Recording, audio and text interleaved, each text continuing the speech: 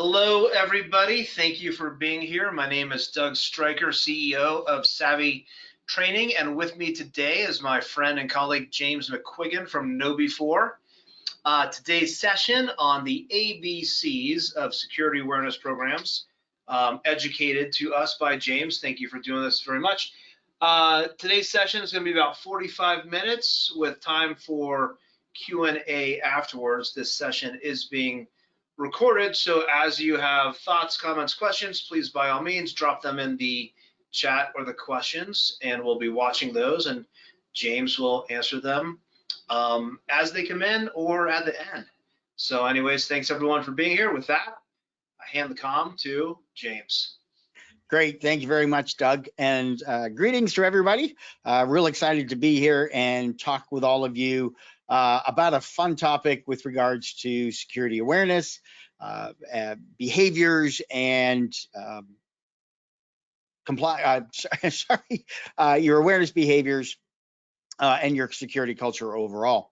So as we get started, one of the things I kind of want to share with everybody is humans, all of us, we are the #1 attack vector when it comes to cyber criminals looking to break in, hack into, whatever you want to call it, organizations, whether law firms, whether it's courthouses, whether it's the government, education institutions, whatever it may be. They don't really pick and choose. There are some cyber criminal groups that are out there that love just to go after law offices, insurance agencies, or education or government institutions. So the information I'm going to share with you today is kind of on a broad level, but I'm going to bring in some information that I'll share with you as we go along, specific to the legal industry overall.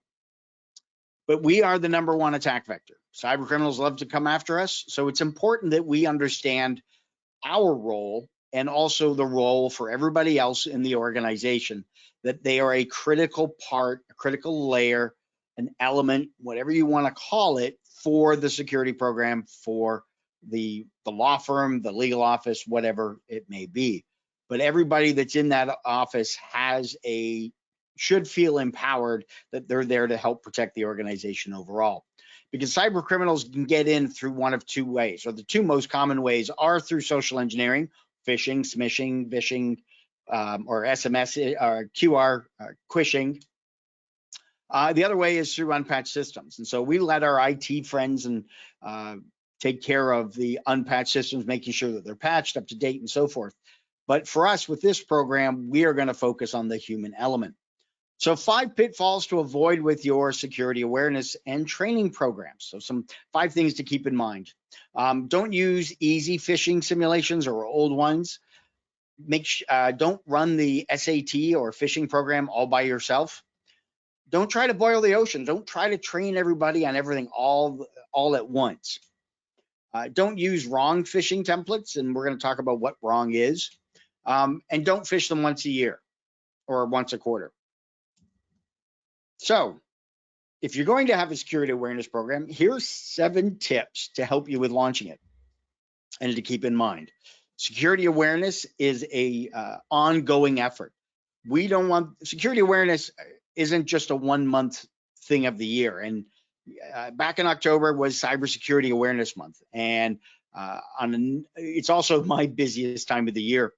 And it's always interesting when I get to meet people in the organizations or the people that I'm doing presentations with, and they're like, "So you're really busy with Cybersecurity Awareness Month? You know, is this your favorite time of the year?" And I'm like, Cybersecurity Awareness Month is a year-round event for me, and it should be for everybody. It shouldn't just be 1 month. We do focus on that 1 month because organizations pick that month to go, okay, here comes cybersecurity, everybody, brace yourself. But cybersecurity training awareness should be a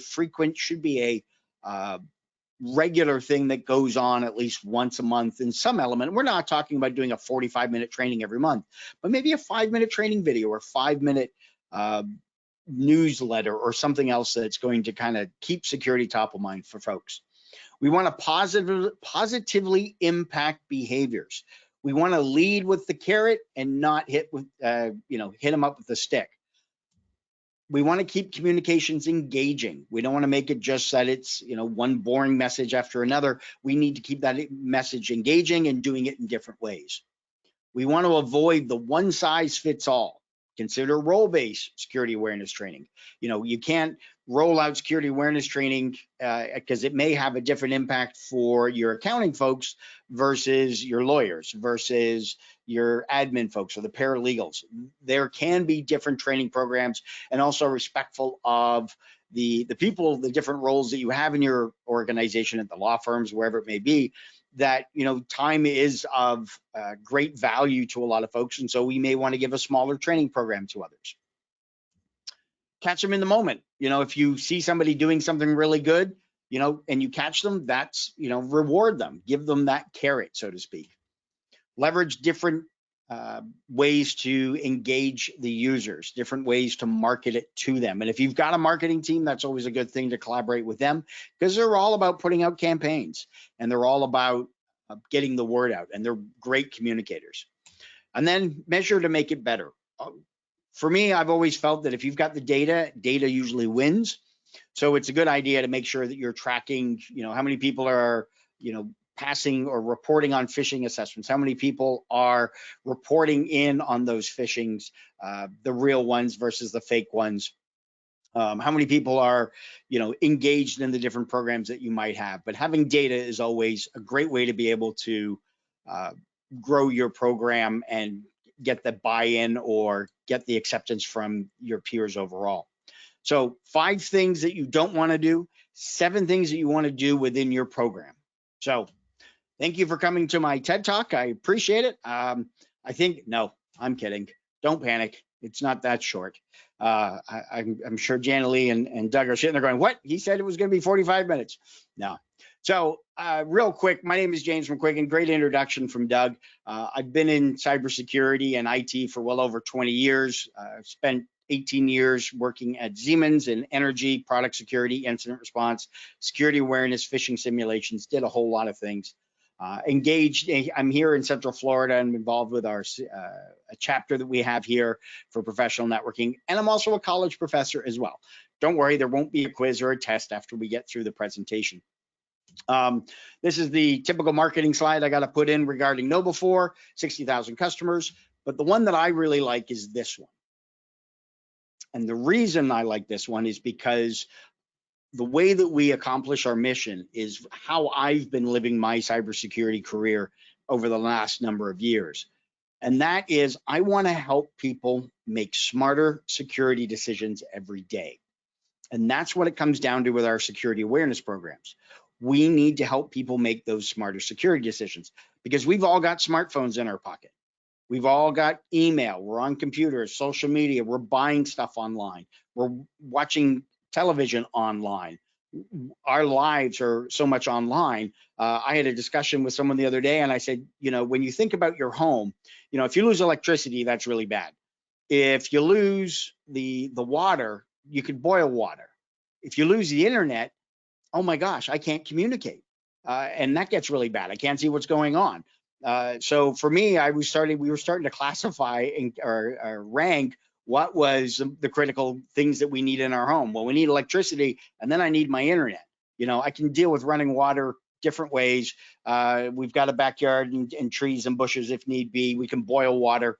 But, I don't want to lose my internet. But we're doing so much online these days. It's important that we understand, and the people that we work with understand what the different dangers are that are out online. And so it's important that we help people make those smarter security decisions. And that's what we're trying to do with our security awareness and training programs. So I mentioned essentially what I do is I go around, go to conferences, do podcasts, write blogs. But for me, it's all about talking with people about the importance of securing their dried grapes. Yeah, it's raising security awareness. I won't confirm or deny. There may be some more of these sprinkled throughout the presentation, so you'll just have to keep an ear out. Again, if you've got comments, questions, or concerns as we're going along, don't worry. You can drop them into the chat or the questions. I've got them up on my screen here in front of me, so if I see them and I can answer it, I will as we go along. All right, so let's talk about awareness. So remember, in the world of cybersecurity, every click can be a testimony of your awareness. A little legal and cybersecurity jargon there thrown to kind of get the message going as we talk about awareness. So we have awareness programs, and I kind of went through those 7 tips already, but basically you want to go through, you want to train your users, you want to assess how well they've got that social engineering knowledge, and then you want to analyze it. Again, it comes down to data as well.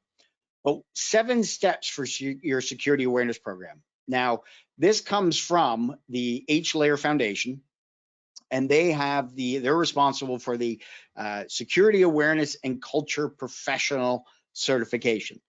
I've obtained this certification, had it for a number of years. To be transparent, I helped develop the certification program as a part of the original team. I don't write the questions, so I have nothing to do with the questions whatsoever. But when it comes to setting up your security awareness program, you need to make sure that you define it in line with the organization's strategy.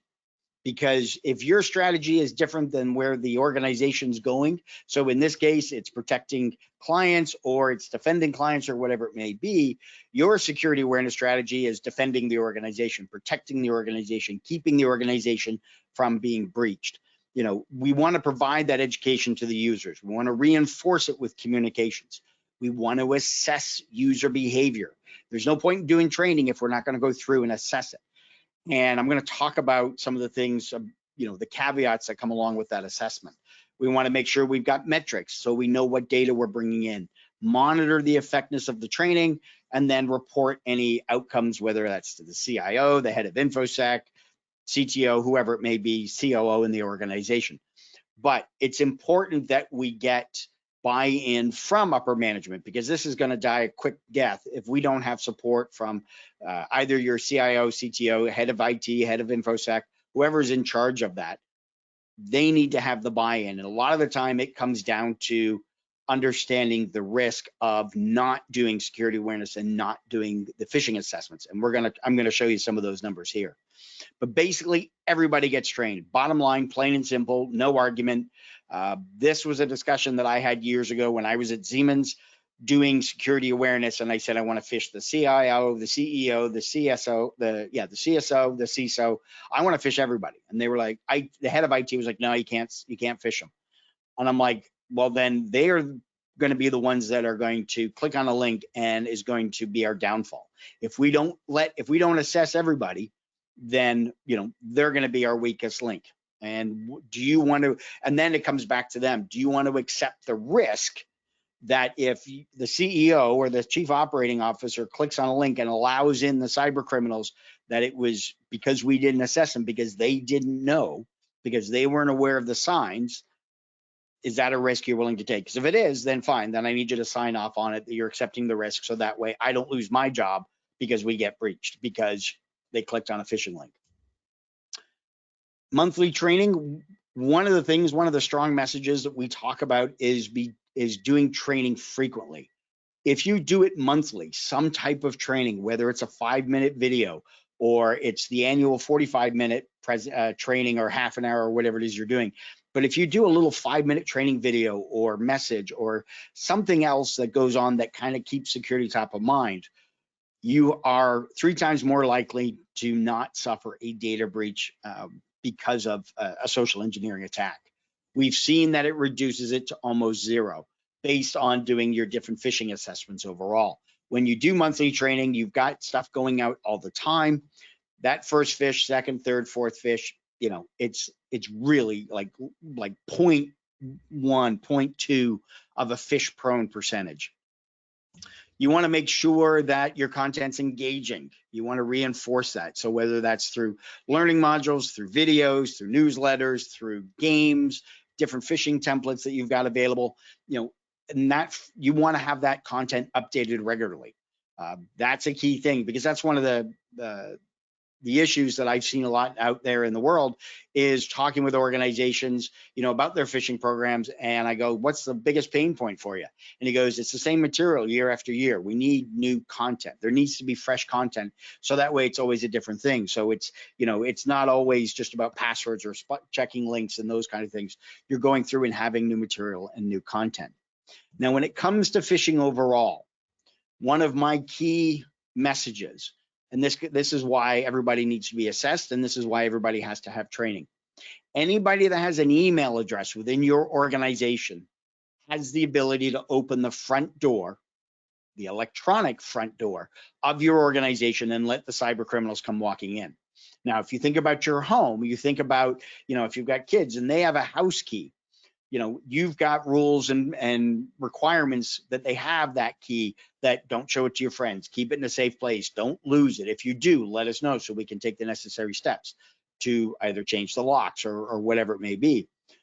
But you want to make sure that folks are aware of the fact that this is part of their responsibility. You have the ability to let cyber criminals come into the organization. So it's important that you're aware of the fact that that can happen. And a lot of the time people come back and go, well, why can't the firewall stop it? Well, considering the fact that firewalls stop 85 to 90% of the emails that are spam or malicious or social engineering ones, the kicker is cyber criminals are out there with the same hardware, the same systems that we all have. And they are trying to find the weaknesses. They are launching their phishing emails, their social engineered emails against the various technologies that we own as well. And they're looking to see what gets through. And if something gets through, then they go, great, we'll set this aside. And then they use that for the different attacks. Also, with the increase of generative AI that's gone on the last year, one of the things that's happened is cyber criminals can now use things like ChatGPT or Bard or Claude or Llama, any of the different large language models that are out there, to create their phishing emails. They don't have to state it's a phishing email. They can write a very carefully crafted prompt request to the generative AI and get an email that's got excellent English and excellent grammar, no spelling mistakes. And for years, that's what we always told folks: watch out for the grammar, watch out for the spelling mistakes, because cyber criminals don't know the English language very well, and that's usually a telltale sign that it's most likely a phishing email. That all goes away now with generative AI. So now we've really got to step up our game, because they're going to be coming at with the more believable type emails. And when we look at what we call the phish prone percentage, we look at the percentage of people that fall for a phishing email and click on a link, open an attachment, give up their credentials. Here I've got the legal box surrounded with green, and you can see across small, medium, and enterprise organizations, 27, 29%. So that's like 1 in every 3.5 people in the organization, without training, without doing the assessments, are going to fall for a phishing attack. So if you've got, you got 100 people in your organization, 28 of them are probably going to click on a link. Is that a risk that the IT or the person that makes the decision, is that a risk they want to take on? Because without any type of security awareness training, without any phishing assessments, you're looking at 28 people out of 100 clicking on a link. Once you do the training, and after about 90 days or after about 3 months, now you get down to about 1 in 6. So now we're down to about 16 people out of 100 that are going to fall victim to that. After about a year, now we get something that's more manageable. Now we're down to about 5 out of 100, 1 in every 20 people that will click on that link. That is a lot more manageable of a risk. Will you ever get down to 0? Depending on the number of people in the organization, you might get down low, like 0.1% or 0.2. You will always have somebody that will most likely click on a link, unless you've got them really well trained or you haven't leveled up your phishing emails, your difficulties. You're not using AI within your phishing programs as well. If you're using the simple ones, basic ones, intermediate ones, they're going to catch on to those after a while. You've got to step it up and constantly get them through working it. Now, it was a Wednesday about a year or so ago, and I was joined on a Zoom call. I was waiting on a customer, and we had been talking with regards to a presentation that I was going to do for them, and we decided to meet, and they said, are we going to use your Zoom or mine? I said, I can send you mine, it's no problem. They're like, well, we can send ours. I said, no, it's okay. I'll send you my link for the Zoom meeting. And I sent them off the link, and we were meeting at noon, and it was about 11:59, and I had my phone, it kind of sits on a cradle here in front of me, And it popped up with a notification from my work email, because all my email gets minimized. I've got it closed when I'm on a Zoom call. And it popped up and it said, "You've got somebody waiting in your meeting." And I looked over and I'm like, "No, I'm in the meeting." And then I remembered, oh shoot, there was that whole issue of whose Zoom call. I'm thinking, oh my gosh, am I in the wrong Zoom meeting here? Great, it's 11:59. I got to get into that meeting. I don't want to be late. I hate being late for meetings. So I bring up the email, and there's the email. It says, all right, I can click on the link. I can join the meeting. Great. I click on the link, and up pops a login screen. And it's the know before login screen that I recognize, because it's what we use when we log in the morning. And I'm looking at that going, why did that pop up for a Zoom meeting? I'm already logged into Zoom. I'm already logged into know before. And then I could feel the sweat, the cold bead of sweat just running down my back as I realized, no. There's no way I just fell victim to one of our phishing assessments. And I go back over into the email and I hover over that link where it was to connect. And sure enough, it was one of our phishing simulations that we have. And I'm like, I don't believe this. I talk about this every single day, and they got me. And they got me because I was in a rush. I was distracted. I wasn't paying attention. I was rushing to get through it. And essentially they got me, and I had to kind of go, all right, fine. Even though I think that, I closed it down right away, and I'm thinking, yeah, there's no way that they wouldn't have gotten in. I didn't give them my credentials whatsoever because I realized what was happening. And then I go back into the original Zoom meeting, and there's the customer waiting for me. Great. Now I was late. Go through the meeting, I get done, and in my inbox, I see the email. Congratulations, you failed the phishing assessment level 1. Here is your refresher training. Please make sure you complete it all and do the quiz at the end. Now I'm angry. I'm like, I can't believe I got to do this. This is taken away from my time. Fine, I'll do it. I can't believe those IT guys got me, because if it had been 5 minutes later, 5 minutes sooner, I wouldn't have been rushed. I wouldn't have been in a hurry. And I'm thinking, if this had been a cyber criminal that sent me this phishing email, they had already seen my calendar because they sent it at the right moment. We've got bigger problems than me just clicking on a link, because they're probably already in our system anyway. Well, eventually I get to the training, and I'm kind of nervous on doing that, because I'm thinking, man, if I don't pass if I get any of these wrong, they're not going to let me hear the end of it, because this is what I talk about it pretty well every day. So I kind of realized I went through a series of stages, and this is what your users, if you're administering the phishing simulations, this is what they're going to go through. And I kind of compared it to like grief, where you have shock and denial and anger and acceptance. Now, in the 5 stages of grief, there is one called bargaining. I didn't include it in my phishing grief because you can't bargain with the IT guys. You clicked on a link, you fell for it. There's no ifs, ands, or buts about it. But you go through these different stages, that shock, that denial, that anger, and that's the hard one. Then you get to the acceptance. And when you get to the acceptance, I'm going to share with you what my acceptance was. But I mentioned that I was saying that the IT guys got me. And one of the things I want us to remember here, and this is the other message we have to get to our users, it is not a gotcha moment. A lot of people will think, oh, those IT guys, yeah, they got me, way to go, haha, great. It's not a gotcha moment. It's a teaching moment, because when it's inside our organization, inside our law firm, that's a teaching moment. You fell for one of ours. Better you falling for one of ours than one of the real ones out there, because then it's a bad day for everybody. So what came out of this for me was a series of questions.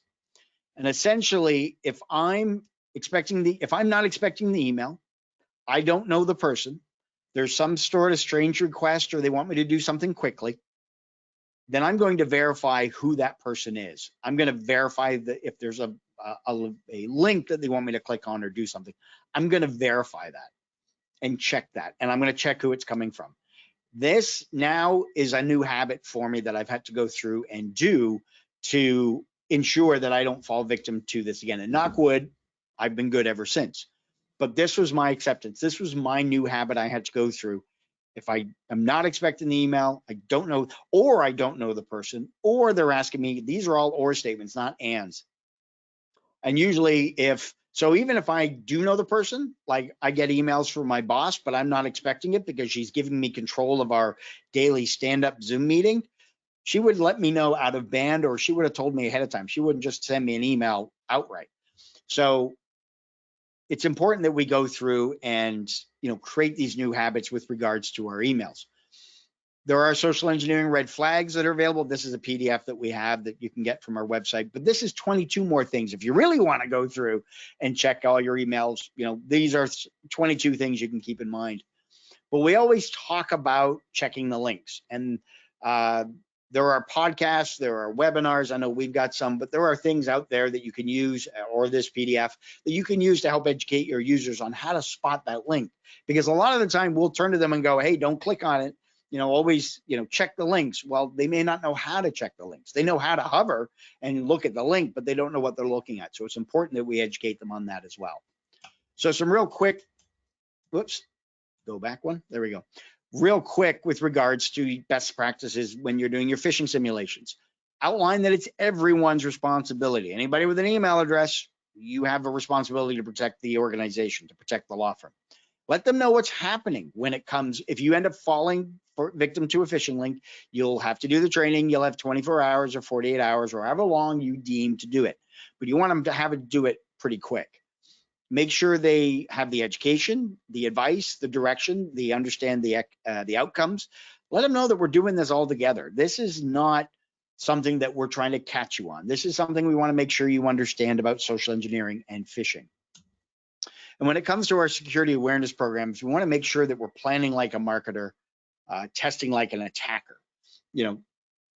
Working with marketing folks, going through, getting them to understand, helping us with our different campaigns, because we could send out different things to different people, different phishing simulations, of course, different signage, newsletters. There could be one that comes out every week.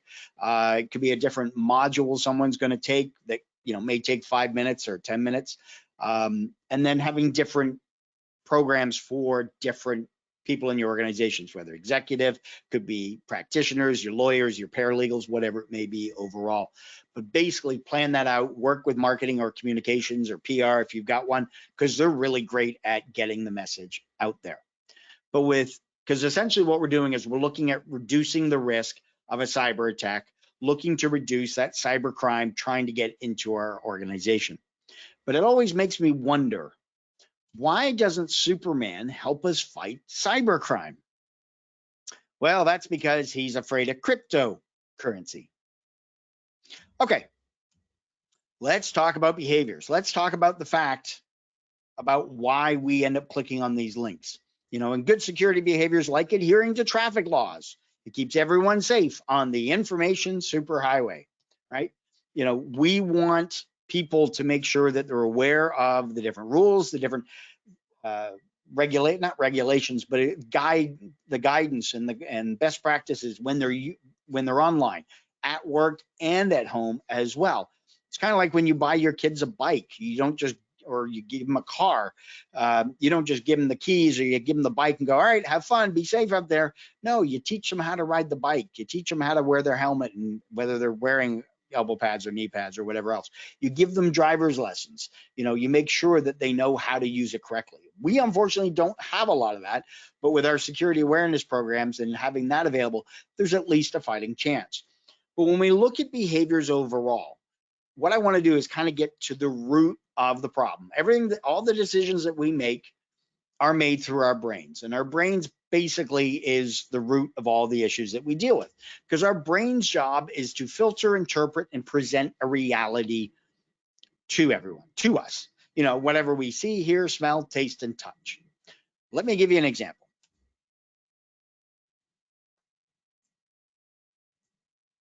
So how many people misread the top line? Because I know I did, and that's why I have it in this presentation.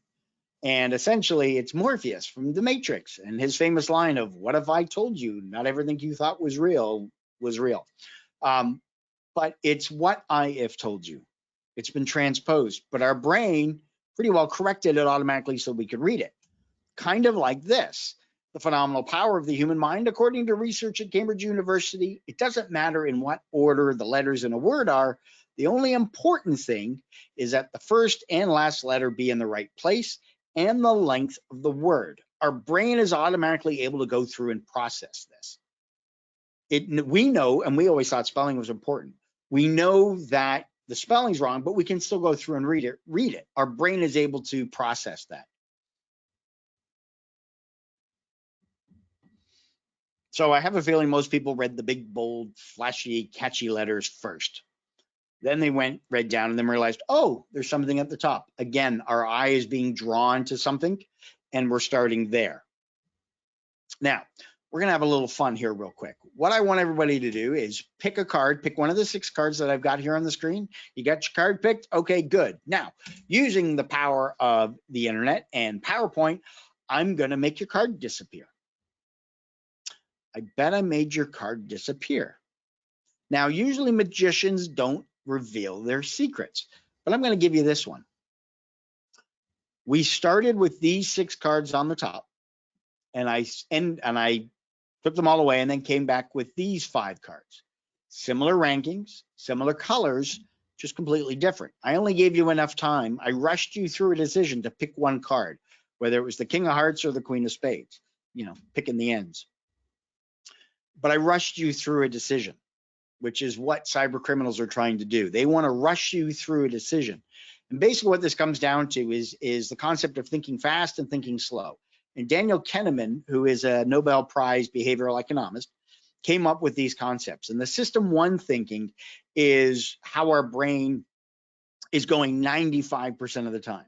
It's operating, constantly scanning the environment, relying on intuition. It's emotionally driven, happy, sad, angry, whatever emotion it may be, but it's also subject to errors. It's fast, but it's going to make mistakes. Kind of like what I have told you, looking at the screen with the blue lettering and everything that I had on there, the phenomenal power of the human mind with Cambridge. Our brain is constantly scanning the environment. The other method is our system 2, our slower thinking. This is used for decision making as we're going through. So if we think about, we walk into a store, we go to Target and we're seeing, this is on sale and that's on sale and I'll get this and I'll get that. That's kind of system 1 thinking. It's impulse buying. Your system 2, that slower thinking, would be something if we were buying a house or maybe a car. Granted, I know there are probably some people in the world that buy cars on impulse too, but we'll leave that out of the discussion. But that system 2, that slower thinking, that's what we want to be using with our email. And I know you're probably thinking, yeah, but James, I get hundreds of emails a day. And that's fine.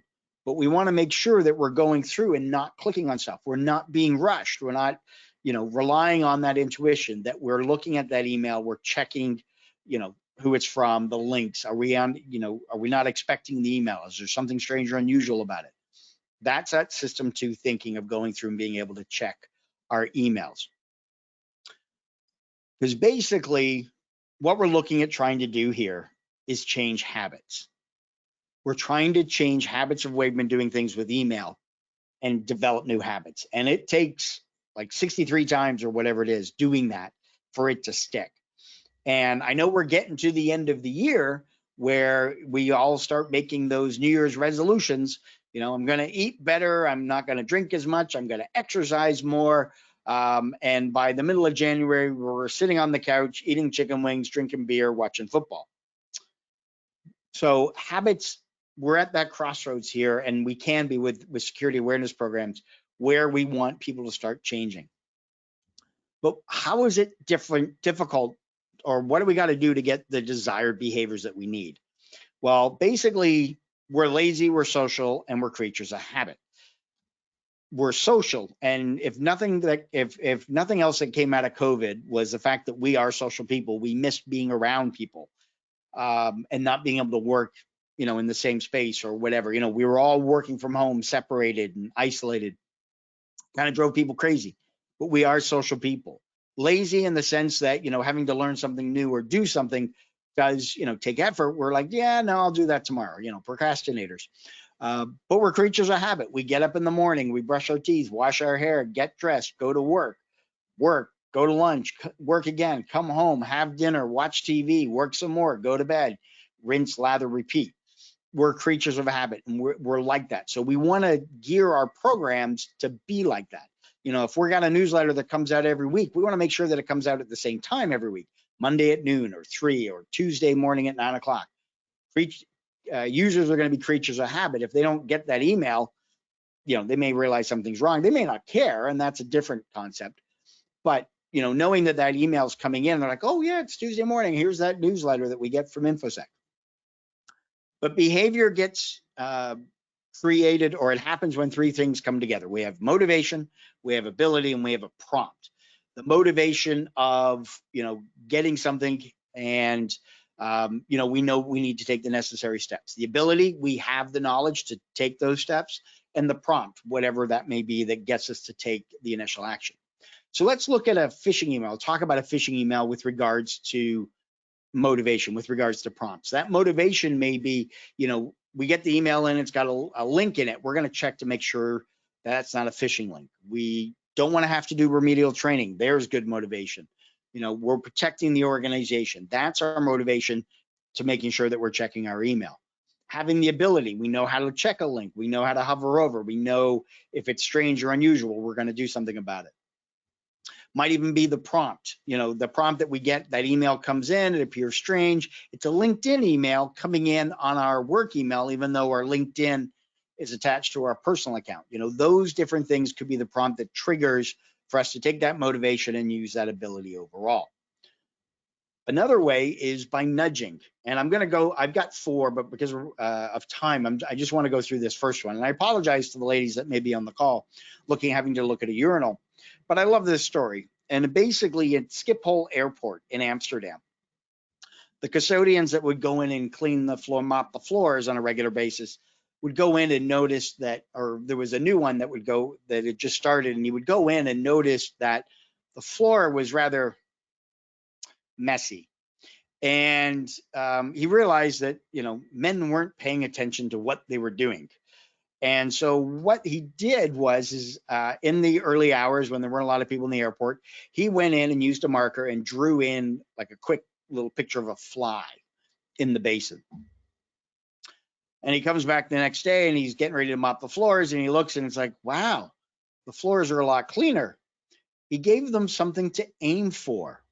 You know, rather than putting up a sign that says, gentlemen, please be careful when using the bathroom. No, he just put a little something, a little target practice in there for him. That was the nudge. And this is a theory that comes out of from Richard Thaler and Cass Sustein, where you're looking to alter someone's behavior without, you know, doing a lot of effort. You're kind of giving them that nudge overall.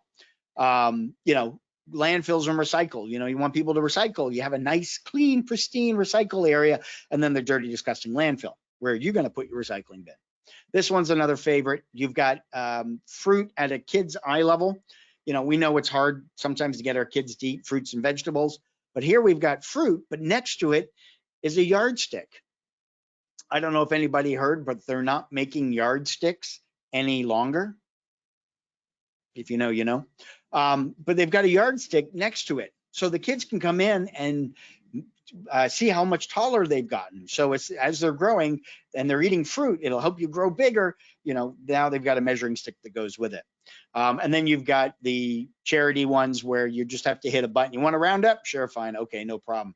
A lot easier than having to pull money out and put it in a red kettle as you walk out the store.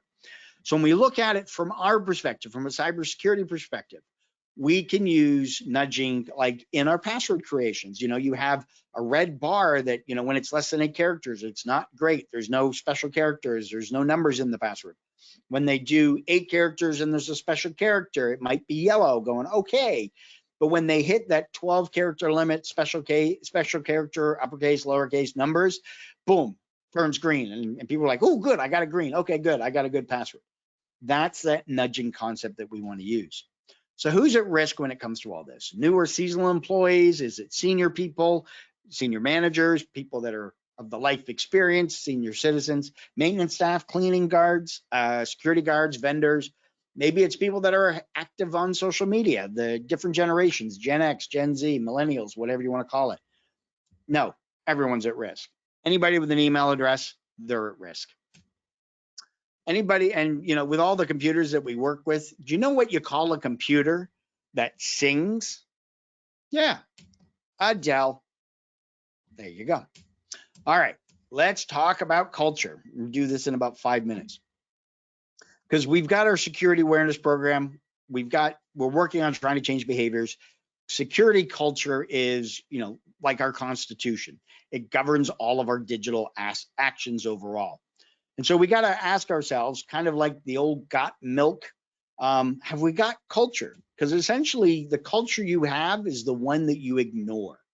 So if we want to work on improving our security culture, we have to, work at that and get people. If we ignore it, then that's what we get.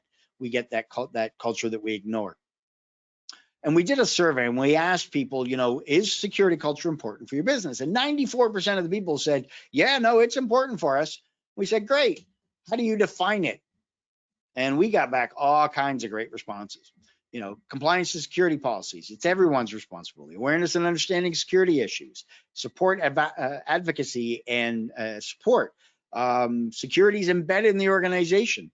So we realized there isn't really a good definition for security culture. So we look at it as the ideas, customs, and social behaviors that impact your security organization. So you're looking at taking this to the next level.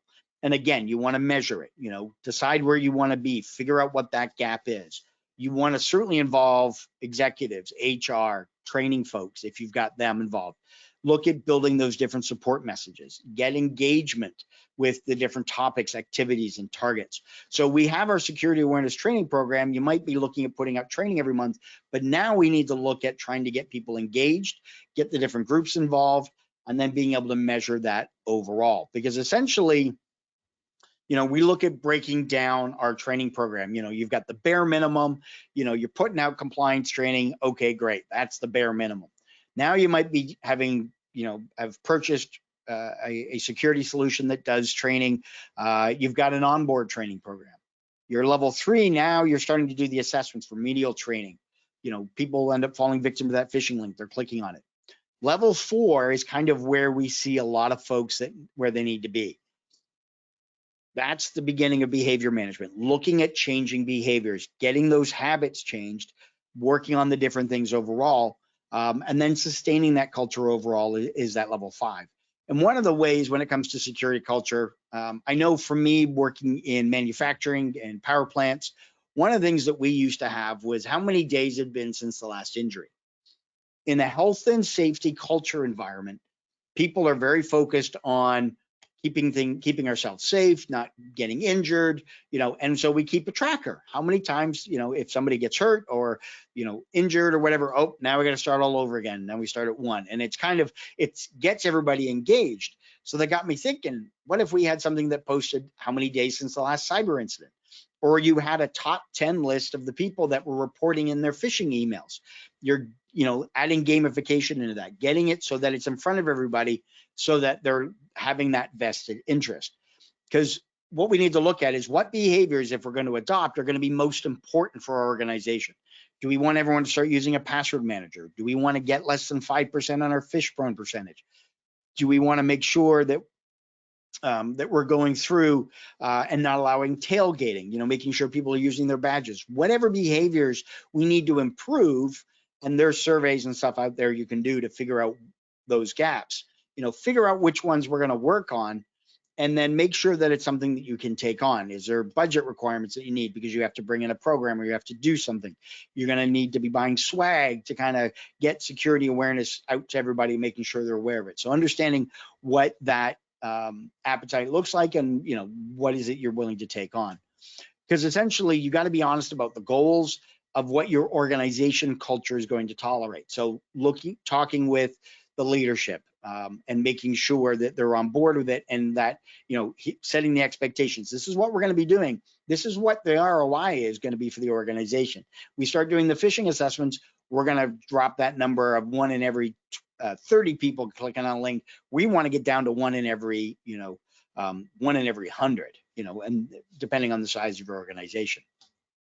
And essentially, when we've got our users and they're logging in every day and checking their email, we want to make sure that they have that awareness. They're using that system to thinking. But also, has anybody ever thought about how trees get online? Yeah. they log in. Okay, so I'm going to wrap this up here with a couple minutes left to go. But essentially, in the courtroom of cybersecurity, ignorance is never a good defense. Stay aware and educated. That is crucial with everybody in your organization overall. What you want to do in IT, and you can talk to your IT folks, or maybe you are IT, but you want to create a defense in depth. And that's what we look at when it comes to securing our organizations from a technology standpoint. So we have, one of the things come up with is this social engineering defense in depth.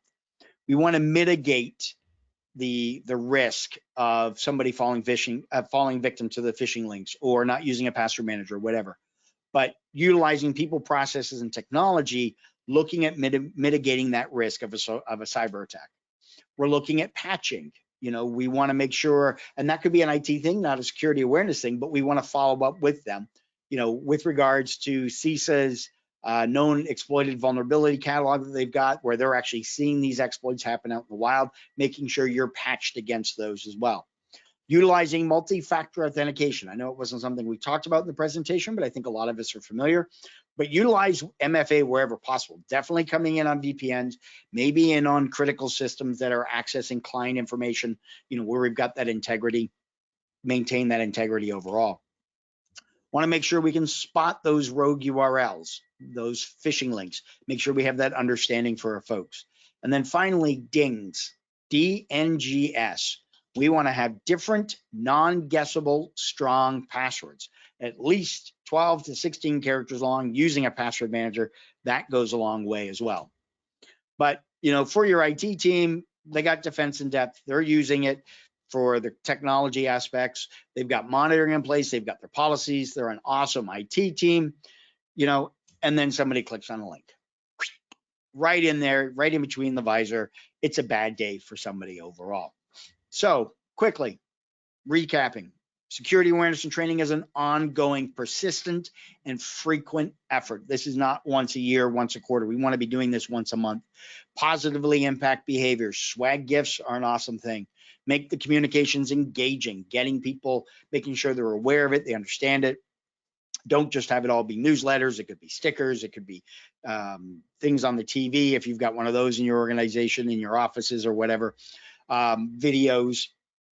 Avoid the one size fits all. You can go to role-based training as well. Catch them in the moment. If you see somebody doing something, or you have something set up where you go, hey, if you see someone, stopping someone from tailgating or complying with the other policies or whatever it may be, reward them. Catch them in that moment. See something, say something. Leverage different ways to market the information, whether newsletters, computer training, videos, newsletters, whatever it may be. And then, of course, measuring it all to make sure you're able to track it. So what do you need to do today if you're not doing this already? Determine what your culture is and work on those improvements. Certainly get upper management support if you haven't got it already. How do you do that? You're looking at being able to talk their language. I indicate that, here's the statistics. If we don't have a security awareness training program, we're not doing phishing regularly, we're allowing 30 doors to be opened up into our organization and letting the cyber criminals come in. Is that what you want? Is that a risk you're willing to take? If so, here, sign this document, because if it happens, it's on you, not on me.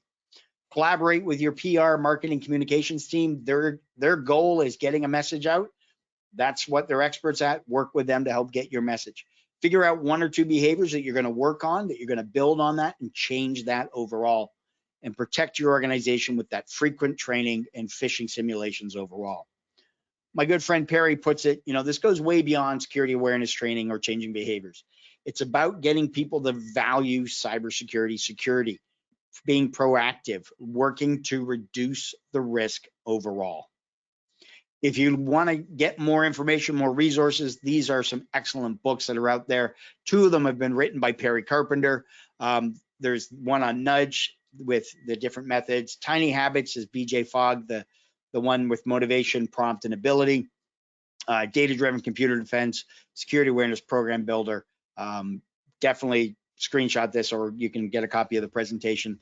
But these are great resources for your security awareness and culture program overall. Finally, I also produce our Security Masterminds podcast, which is run here at KnowBe4.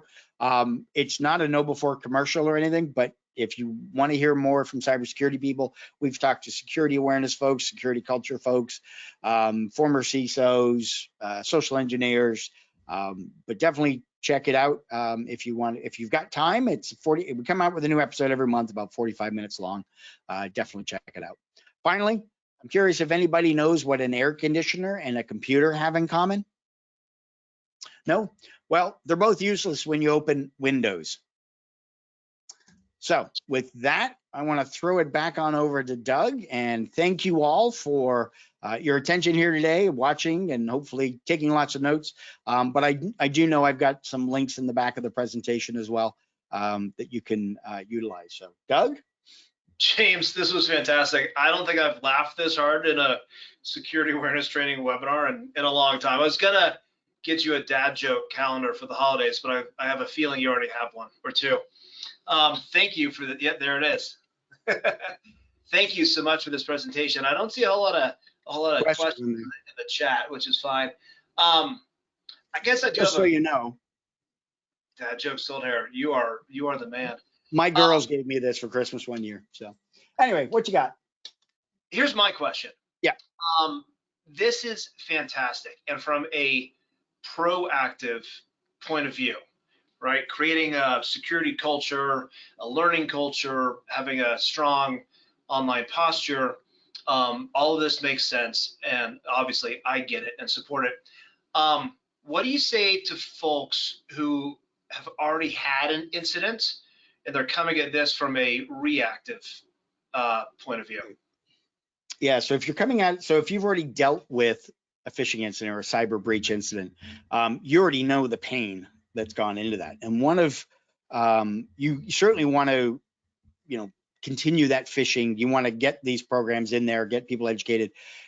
The sad reality is if the money that gets spent to recover is like 100 times more expensive, if not more, than what it actually costs to put in a security awareness program. And so now, and there's a meme that I've seen out there where, your cybersecurity budget before a breach and the person's holding pennies in their hand. The next shot is your cybersecurity budget after a breach, and it's a scene from Breaking Bad with all the money in the storage locker. You got all the money in the world. Do what you got to do. The kicker is a lot of the times our executives, our leadership may not be aware and are just reacting to it. And so that's where we want to come at it and go, look, we don't want this to happen again. We've got technology in place, but the cyber criminals can still bypass that technology. We want to make sure that our users are understanding, they're getting assessed frequently.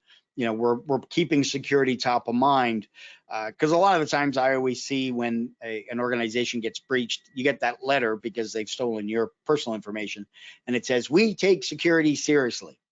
And I'm like, well, you didn't take it seriously enough because we still got breached. And so we need to make sure that we're covering all the bases, the technology, the processes, and the people overall. Fantastic. Thank you so much, James. Unless there's any other questions or thoughts at the moment, I think we'll close this out for today. James, much appreciated for you being here and helping us learn more about the ABCs of a security culture. Thank you so much. And from all of us at KnowBe4 and Savvy Training, thanks everyone for being here. Talk to you all soon. Take care.